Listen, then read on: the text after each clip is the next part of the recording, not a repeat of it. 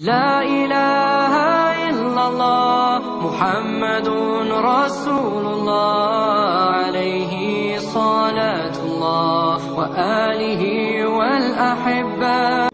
Amalan pasca salat setelah Anda ucapkan astaghfirullah, astaghfirullah, astaghfirullah, kemudian Allahumma antas salam, la ilaha illallah dahu la syarikalah, kemudian turun ke bawah bacaan ayat-ayat Quran, sebelumnya subhanallah, alhamdulillah, Allahu akbar. Setelah selesai, maka di antara yang diajarkan oleh Nabi sallallahu alaihi wasallam itu Anda bisa kemudian berdoa kepada Allah Subhanahu wa taala, diberikan kelapangan yang sangat luas. Silakan.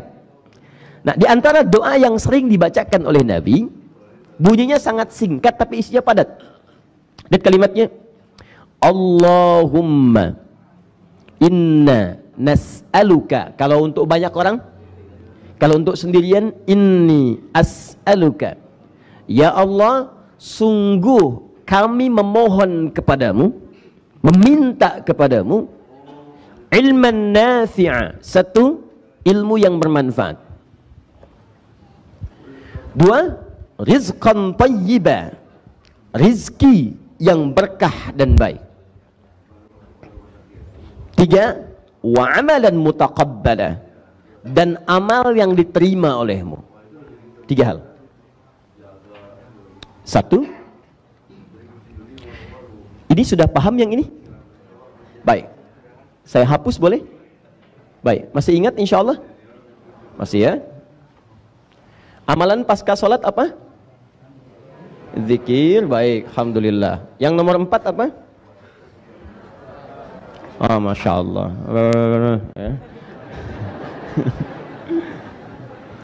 Allahumma, saya tulis dulu. Saya pakai bentuk jama' ya. Inna, kami, nas'aluka. Nanti saya bacakan. Satu, ilman nafi'ah.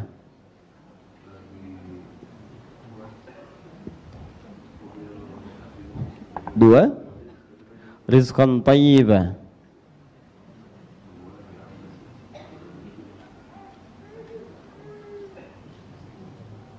Tiga, amalan mutaqabbalah. Ini singkat tapi padat sekali isinya.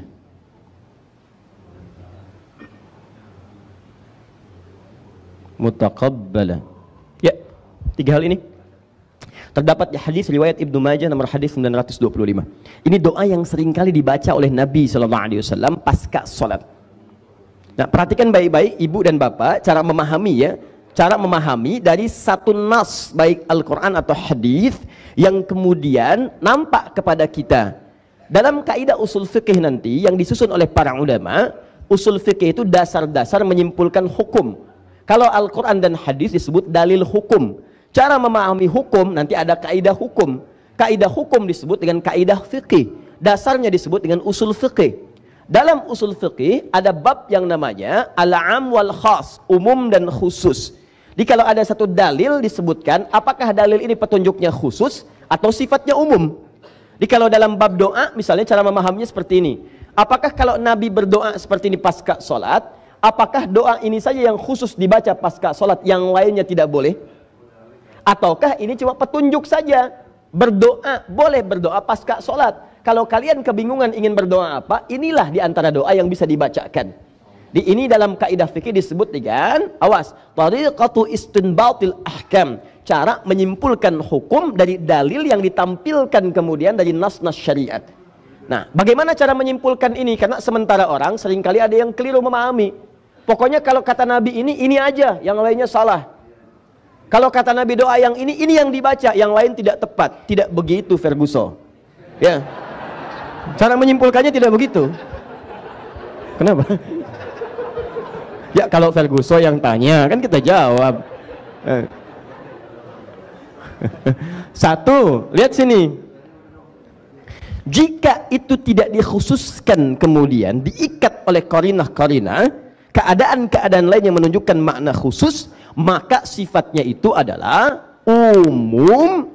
Awas, umum dengan pemaknaan yang dimaksudkan bukan kalimatnya tapi unsur doanya. Doa. Contoh doanya ini kalau mau dibacakan, Kalaupun Anda punya keperluan lain yang sifatnya mendesak dan belum sempat dibacakan dalam sholat, sujud tidak terbacakan misalnya, tidak memohon dalam hati, dalam ruku pun tidak terbacakan, sebelum salam tidak terungkapkan dalam hatinya, maka pasca sholat boleh dilafadzkan.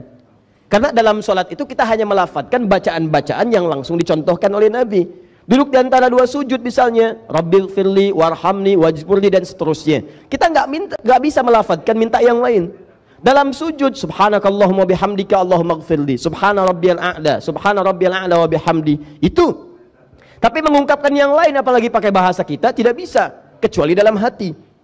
Kalau Anda ingin mengambil momentum untuk memohon kepada Allah, doa yang khusus Anda butuhkan, sedang Anda alami, sedang akan anak ujian, akan ada yang masuk pesantren, ada di kantor persoalan, di rumah tangga masalah belum selesai, Anda mau minta, sedangkan Anda tidak menemukan kalimat-kalimatnya di dalam kalimat-kalimat yang ini, maka boleh kemudian Anda memohon kepada Allah bahkan dengan bahasa Anda.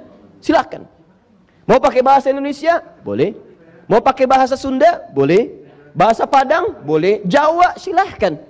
Karena sholatnya sudah selesai. Yang ada sekarang kedekatan Anda dengan Allah dibangun dengan amalan-amalan zikir, di antaranya doa. Jelas? Dari mana isyarat doa boleh? Dengan adanya doa Nabi Sallallahu Alaihi Wasallam. Tapi cara memahami doa ini adalah prinsipnya, ini gambaran umum kebolehan berdoa pasca sholat. Itu yang harus disimpulkan pertama kali. Jelas? Nanti kalau setelah itu, Ustadz, kalau Anda bertanya, ada nggak doa dari Nabi yang bisa saya bacakan pasca sholat? Ada, contohnya ini. Jelas ya? Jadi jangan disimpulkan bahwa pasca sholat itu yang dibaca cuma yang ini saja, yang lain tidak boleh. Itu kesimpulan yang tidak tepat. Paham? Ini cara menyimpulkan dalam hukum fikih. Nanti banyak bab semacam ini, banyak sekali. Ya, di antaranya kita pahami tentang bab zakat. Itu sering saya contohkan. Nabi zakat pakai gandum, pakai kurma. Contohnya kan jelas. Ya kan? Tapi kaidahnya menunjukkan itu hukum umum dalam berzakat. Contohnya pakai gandum dengan kurma, tapi hakikatnya yang ditunjuk makanan pokok. Kalau makanan pokoknya bukan gandum dan kurma, maka boleh dia berzakat dengan makanan pokok yang dia gunakan. Bapak apa makanan pokoknya? Beras ya Ibu. Sama kayak ayam, kayak bebek, beras ya. Alhamdulillah. Kalau saya nasi Bu, ya. Sumbernya dari beras. Alhamdulillah. Paham ya? Jadi saya ingin simpulkan dulu yang pertama, boleh berdoa pasca sholat. Setelah tadi melakukan amalan-amalan yang telah kita kerjakan, dan itu bagus, saya sarankan, sebetulnya tidak ada aturan, misalnya harus astagfirullah dulu, harus misalnya subhanallah dulu. Kalau Anda pasca sholat setelah salam ingin berdoa pun, itu secara fikih diperkenankan. Tapi kalau saya anjurkan, ikuti urutan-urutannya, dan manfaat dari urutan itu membangun kedekatan kita dulu dengan Allah. Istighfar, minta ampun, sudah bersih hatinya, bangun kedekatan dengan Allah, subhanallah, alhamdulillah, Allahu Akbar. Begitu sudah merasa dekat, jadi berdoanya enak. Di saat Anda berdoa itu seakan-akan sudah punya kedekatan dengan Allah Subhanahu wa taala. Pengabulan itu mudah. Ya, dibandingkan dengan belum apa-apa sudah berdoa. Makanya kenapa rahasianya dalam sholat, masih ingat pelajaran yang lalu? Ketika Anda ingin pindah gerakan satu kepada yang lainnya, maka para ulama mengatakan jangan langsung berdoa sebelum Anda tumakninah dalam posisinya. Awas, bahkan bahasa Nabi.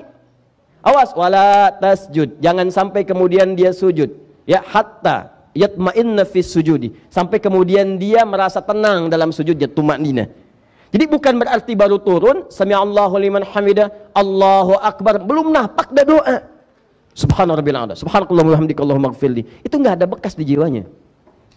Baru bangkit, Allahu akbar, duduk di antara dua sujud, sudah doa. Rabbighfirli warhamni. Kenapa enggak tenang dulu?